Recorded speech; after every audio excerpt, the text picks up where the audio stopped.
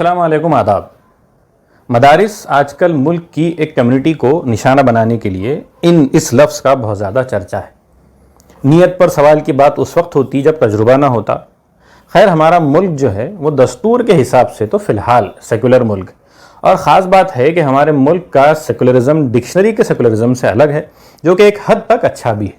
Dictionary کے secularism کے مطابق مذہب یا ریلیجن اجتماعی ماحول میں کامن انوائرمنٹ میں داخل نہیں ہو سکتا، اسے صرف گھر کے اندر پریکٹس کرنے کی اجازت ہوتی ہے۔ بھارت کے سیکولرزم میں اس کے مقابلے میں مذہب کو اہمیت حاصل ہے۔ لوگ کمیونٹی کی سطح پر مذہب کی نہ صرف پریکٹس کر سکتے ہیں بلکہ اس کا اظہار بھی کر سکتے ہیں، اور ایک مذہب کو دوسرے کی عزت کرنا لازمی ہوگی۔ حالانکہ آج عام لوگوں کی سطح پر تو دور، سرکار کی سطح پر بھی ایسا ہوتا نظر نہیں آ رہا ہے، بلکہ سرکاریں تو آج ایک سماج کو ڈیمونائز کرنے پر ہی بنتی اور قائم رہتی ہے۔ حالانکہ انڈین سیکولرزم کے مطابق سرکاریں اپنی انرجی اور پیسہ مذہبی ایجوکیشن یا مذہب کو فروغ دینے کے لیے نہیں لگا سکتی، لیکن دیکھنے میں تو الٹا ہی آیا ہے۔ اسکول کی کتابوں میں ایک مذہب کی ایجوکیشن کو امپارٹ کروانا اور دوسرے مذہب پر حملے کرنا۔ مدارس کا ایشو جاری ہے۔ مدرسہ اگر دیکھا جائے تو عربی کا لفظ ہے جس کا مطلب ایجوکیشنل انسٹیٹیوشن ہی ہوتا ہے۔ مدرسہ سسٹم صدیوں سے دنیا میں ایک ایجوکیشنل سسٹم کے طور پر کام کر رہا ہے، اور اسی کی وجہ سے اس کا سسٹم ٹریڈیشنل ہے، جہاں پر مذہب کی ایجوکیشن دی جاتی ہے۔ جو مذہبی کتابیں موجود ہے اسے سکھایا جاتا ہے۔ مدارس ہو، مٹھ، سیمینری جیسے ہر مذہب میں سسٹم موجود ہے جو مذہبی تعلیم دیتے آئے ہیں۔ مدارس پورے دنیا میں بڑی حد تک بچوں کو مفت ایجوکیشن دیتے آئے ہیں۔ بدلتے وقت کے ساتھ مدارس نے ایجوکیشن سسٹم میں ایک آزاد انڈیپینڈنٹ سینٹرز کی شکل اختیار کر لی۔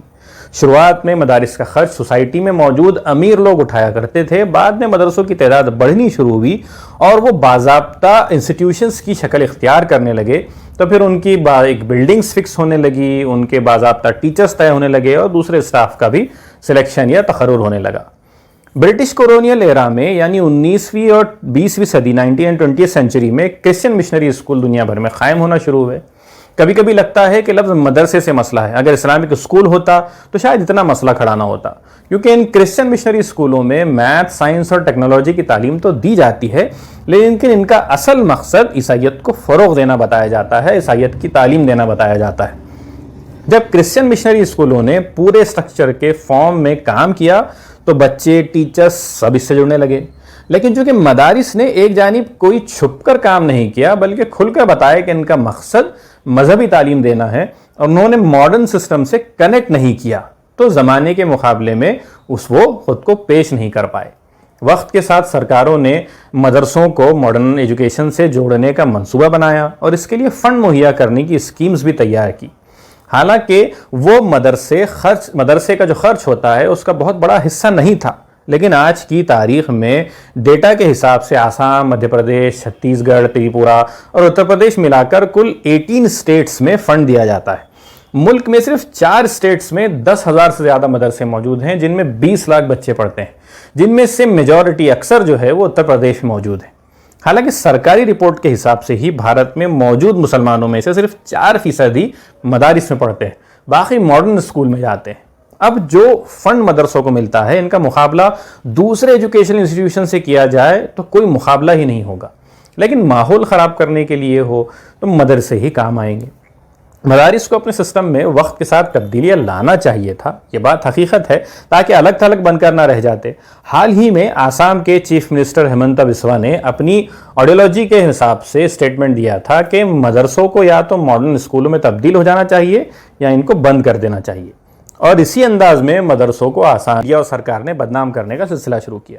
کام آسان بھی تھا، ایک جانب مذہبی نفرت کا ماحول تو بن چکا ہے، دوسری جانب مدارس سے پڑھ کر نکلنے والوں کی امیج بوجھ کی طرح پیش کی گئی ہے، جیسے یہاں سے پڑھنے والے ایک تو ترقی مخالف ہوتے ہیں، دوسرا وہ سماج میں کنٹریبیوٹ کرنے کے لائق نہیں ہوتے۔ آج کل سرکاروں کو سیکولرزم یہیں پر یاد آتا ہے، کہتے ہیں کہ سرکار کے پیسے پر مذہبی ایجوکیشن نہیں دی جانی چاہیے، حالانکہ دوسری جانب اسکولوں میں گیتا، یوگا اور بہت کچھ لازمی کیا جا رہا ہے۔ ہم کھلے عام جو ہے ہپوکریسی کے وشو گرو بنتے جا رہے ہیں۔ یہ بات صحیح ہے کہ ہمارے ملک میں ایجوکیشن میں اور معاشی ہر سطح پر مسلمان سب سے پیچھے ہیں، لیکن اس کی وجہ مدرسے نہیں بلکہ سرکاروں کا رویہ ہے، مسلمانوں کا اپنا شعور کا لیول ہے۔ ہمارے ملک میں صرف 48% مسلم بچے 12ویں تک پڑھ پاتے ہیں، بلکہ 14% ہی 12ویں سے آگے پڑھ پاتے ہیں۔ حالانکہ اس کی وجوہات بھی ریسرچ میں بتائی گئی ہیں، جس میں اکنامک ریزنز ہیں اور اس کے علاوہ دوسرے سوشل پرابلمس ہیں، جس کی نہ کہ مدرسے اس کی ریزنز ہیں، کیونکہ صرف 4% بچے ہی تو مدرسے میں پڑھتے ہیں۔ لیکن مدرسوں کے بارے میں جو نریٹو سیٹ کیا گیا، اس سے مدرسے آسانی سے نشانہ بن جاتے ہیں۔ جیسے ویسٹرن ممالک میں ہونے والے سب سے بڑے 79 جو ٹیررسٹ ایکٹ ہوئے تھے، اس میں ویسٹرن میڈیا ہی کے مطابق صرف 11% ہی مدرسے سے پڑھنے والوں کا نام اس میں آیا تھا، لیکن پورا ٹارگٹ مدرسوں کو بنایا گیا۔ بھارت میں بھی مدرسوں کو اسی انداز سے دیکھا جاتا ہے کہ یہاں پرانی یا کنزرویٹو سوچ کے لوگ پیدا کیے جاتے ہیں۔ ایک وجہ مدرسوں کا وقت کے ساتھ خود کو بہتر نہ بنانا بھی ہے۔ مدرسے کو پڑھنے جانے والوں کے معاملے میں ایک عام پرسیپشن موجود ہے کہ گھروں میں جو کسی کام کے نہیں بچتے یا ماڈرن اسکولوں میں پڑھانے کی طاقت نہیں رکھتے ہوں تو بوجھ کی طرح مدرسوں میں ڈال دیے جاتے ہیں۔ حالانکہ زیادہ عزت تو شاید مدرسے سے فارغ ہونے والے علماء کو ہونی چاہیے، لیکن ان جو یہاں سے پڑھنے والے جو ہیں اکثریت جو ہیں وہ فائنینشلی پریشان رہتے ہیں، یا انہوں نے اپنے آپ کو زمانے سے کمپیٹ کرنے کے قابل نہیں بنایا ہے، تو شاید وہ عزت ان کو نہیں مل پاتی ہے، وہ سوسائٹی کو اس اینگل سے گائیڈ کرنے کے لیے خود کو نہیں کھڑے کر پاتے ہیں۔ ہمارے ملک کے مسلمانوں کے تعلیمی نظام میں مدارس ایک انٹیگرل پارٹ کی حیثیت رکھتے ہیں، لیکن جتنے لوگ مدرسہ جاتے ہیں ان میں 90% غریب گھروں سے آتے ہیں۔ مدرسے کے ہر لیول میں داخلوں کو چیک کیا جائے تو 9.39% بنتا ہے، بلکہ ملک کے کچھ حصوں سے غریب غیر مسلموں کے بچے بھی مدرسہ جاتے ہیں۔ یہ آج کی ڈیٹ کا بھی آج بھی یہ چیز ہوتی ہے۔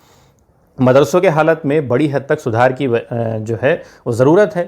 ایک جانب مدرسوں کو بڑی فائنینشیل پریشانی کا شکار بتایا جاتا ہے، اسی لیے مدرسوں کے لیے پیسہ جمع کرنے والے پورے ملک میں مسجدوں میں گھومتے نظر آتے ہیں، تو دوسری جانب مدارس کے ذمہ داران پر شک جاری رہتا ہے کہ مدرسوں کے پیسوں سے کافی امیر بن بیٹھے ہیں یا وہ ٹرانسپیرنسی مینٹین نہیں رکھتے۔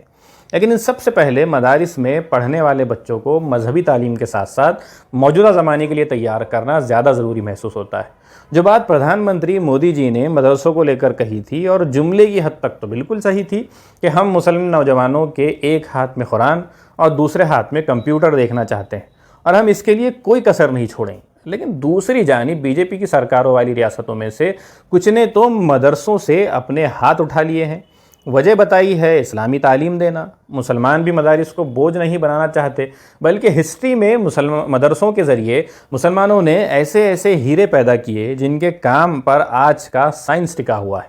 وہ ابن سینا ہوں جنہیں بعد میں ابن سینا نام دے دیا گیا، جابر بن حیان ہوں جنہیں جیکب کہہ دیا گیا، الخوارزمی ہوں جن کو الگورتھم کہتے ہیں، الہیزم ہو، الرازی ہو، البیرینو ہو، الفارابی ہو، ایسے بہت سارے نام ہیں۔ لیکن مسئلہ یہ ہے کہ یہ سارے نام مسلمانوں کے پاس ہسٹری کے عنوان سے ہی پیش کرنے کے لیے ہیں۔ وہ سلسلہ کافی عرصہ پہلے رک چکا، بعد میں جاری نہ رہ سکا، بلکہ صرف ایک ہسٹوریکل نیمز ہیں۔ وجہ ہم نے خود اس ایجوکیشن سسٹم کی اساس کو چھوڑ دیا جو اس وقت قائم تھا، جس سے لوگ فائدہ اٹھاتے تھے۔ مدارس کا سلسلہ آگے بڑھا، وقت کے ساتھ لوگوں نے اپنے حساب سے کچھ چینجز کرنے کی کوشش کی، جیسے مغل بادشاہ اکبر کے دور میں اکبر نے مدرسوں میں ماخولات کے نام سے کچھ چیزیں ایڈ کرنے کی کوشش کی تھی۔ پھر انگریزوں کے دور میں سر سید احمد خان اور فضل الرحمن نے مسلمانوں کے ایجوکیشن سسٹم کو ماڈرن کرنے یا ماڈرن ایجوکیشن سسٹم پر زور دینے کی تحریک چلائی۔ آزادی سے پہلے ایسے لوگوں نے بھی مدرسوں سے تعلیم حاصل کی جو بعد میں بڑی بڑی پوزیشنز پر پہنچے اور یا نام کمایا، اور جو مسلمان نہیں تھے، جیسے راجہ رام موہن رائے ہے، منشی پریم چند ہے، ہمارے پریزیڈنٹ آف انڈیا ہے راجندر پرساد جو ہیں، اس طرح کے نام ہم کو نظر آتے ہیں۔ تو مدارس کے سسٹم میں بڑی تبدیلی کی کوشش 20ویں صدی کے آخری دہائی میں ہوئی۔ بھارت سرکار نے 1993 میں مدرسوں کو ماڈرنائز کرنے کا سوچا، اور اس وقت کے وزیر اعظم پی وی نرسمہا راؤ نے جو ہے بابری مسجد کے ٹوٹنے کے بعد ملک کی دوسری سب سے بڑی میجورٹی کو بھروسہ دلانے کی کوشش کی۔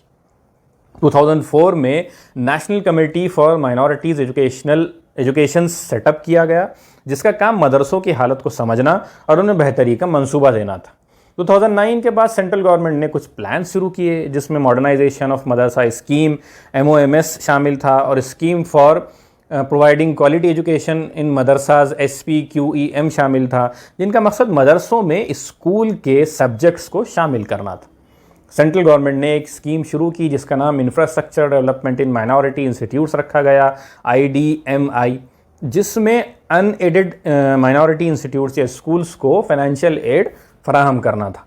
آج مدرسوں کا حال دیکھیں تو پوری دنیا میں مدارس نے بڑی حد تک اپنے سسٹم میں ماڈرن سبجیکٹس کو شامل کر لیا ہے، جس سے ان سے پڑھنے والے اسٹوڈنٹس کو آسانی سے نوکری مل سکے یا ان کا کریئر بن سکے۔ مثال کے طور پر سنگاپور کا جو مدرسہ سسٹم ہے، وہاں پر ٹیبلٹ جیسی ٹیکنالوجیز کا استعمال شروع ہو چکا ہے بچوں کے لیول پر، بچوں کے لیے۔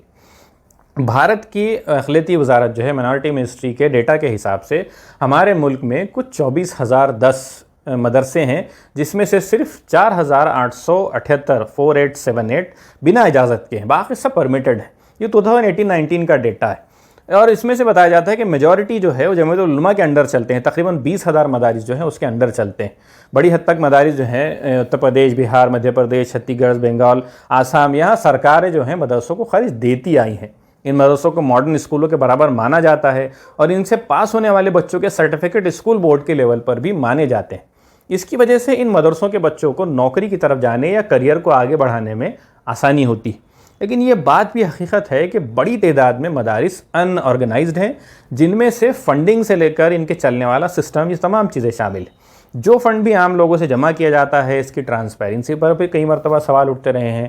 مدرسہ ٹیچروں کو کم تنخواہیں دی جانے کی بات آتی ہے، دوسری سہولتوں کا بھی برا حال بتایا جاتا ہے۔ دوسری جانب سرکاریں جو ہیں مدرسے کی جب بھی بات کرتی ہے تو بات تو مدد کرنے والی ہوتی ہے، لیکن اب تک کا رویہ اور نیت پر سوال ہے، جو مسلمانوں اور مدرسوں میں ڈر پیدا کرتا ہے۔ ان سارے حالات کو دیکھتے ہوئے مدرسے چلانے والے تمام گروپس کو اس سے پرے کہ سرکار کا کیا کہنا ہے، خود بھی مدرسوں کو ٹھیک کرنے کی کوشش کرنی چاہیے۔ وہاں سے ایجوکیشن مکمل کر کے نکلنے والوں کے مستقبل کو میجرلی صرف مسجدوں کے امام یا مدرسوں میں عالم کے طور پر چھوڑنا مناسب نہیں۔ یہ ان کی زندگی مشکل میں ڈالتا ہے۔ یا پھر کوئی مسجدوں کا نظام ہو کہ وہاں امام بنے تو اس کی زندگی جو ہے وہ سیکیور ہو، اور لوگ اس کا ورنہ جو ہے لوگ اس کا ٹھکرا مذہبی تعلیم پر ڈالیں گے۔ آج کل اتر پردیش، آسام، اتراکھنڈ میں جو ہو رہا ہے، اس سے کتنا فائدہ ہوگا، کتنا نقصان، یہ پوری طرح سے پتہ نہیں ہے۔ آگے کیا ہوگا وہ تو آگے ہی جا کر پتہ چلے گا، کیونکہ ایک جانب جب بات سرکاریں جو ہیں وہ مدرسوں کی مدد کی کرتی ہے، وہیں دوسری جانب ہم آسام میں دیکھتے ہیں ایک معاملے کو لے کر ایک پرسن پر کوئی الزام لگتا ہے، اور اس کے نتیجے میں پورے کے پورے مدرسے پر بلڈوزر چلا دیا جاتا ہے۔ بہرحال یہ پولیٹکس کا پارٹ ہے، تاکہ ایک کمیونٹی کو ڈیمونائز کرے، دوسری کمیونٹی سے اس سے آپ قریب ہوں، اور پھر آپ پاور میں بنے رہے۔ اسی کا سلسلہ شاید اب یو پی میں ہے۔ یو پی میں جو چیز شروع ہوئی ہے، جیسے ہم نے کہا کہ اس کا فائدہ ہوگا یا نقصان ہوگا وہ تو آگے دیکھ کر پتہ چلے گا، لیکن ایسے کسی موقع سے اگر ہمارے اپنے انسٹیٹیوٹس جو ہیں وہ کریکٹ ہو سکتے ہوں، ٹھیک ہو سکتے ہوں، فائدہ پہنچ سکتا ہو، تو اس موقع کا فائدہ اٹھانا چاہیے، اور اپنے آپ کو اس انداز سے کریکٹ کرنا چاہیے کہ سامنے والے کے پاس آپ پر سوال کرنے کی گنجائش نہ ہو۔ تو دیکھتے ہیں کہ آگے یہ حالات کس طرف لے جاتے ہیں، مدارس کا رخ کیا ہوتا ہے۔ آپ سے پھر دوبارہ اگلے شو میں دی باٹم لائن کے شو میں دوبارہ سے ملاقات ہوگی۔ خدا حافظ۔